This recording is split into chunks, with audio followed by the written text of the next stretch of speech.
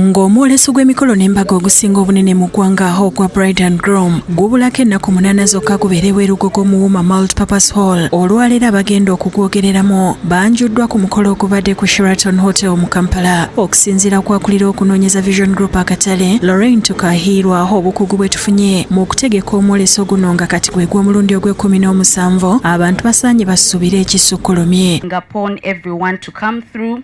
Tickets are only 10,000 shillings. They will be sold at the gate, but we're also selling them on a mobile app. Vision Digital Experience is called VIDE. Please download it. We're selling discounted tickets there.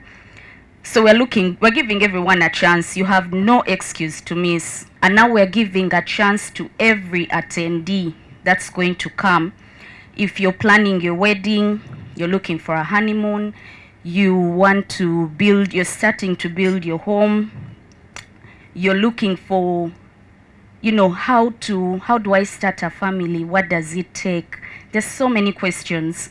This expo is the right place for you to come to. It's a 3-day expo.